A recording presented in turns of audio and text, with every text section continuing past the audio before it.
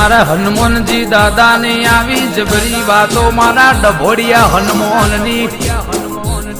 ધજાના જે દર્શન કર એની પેઢીનો ભવ સુધરી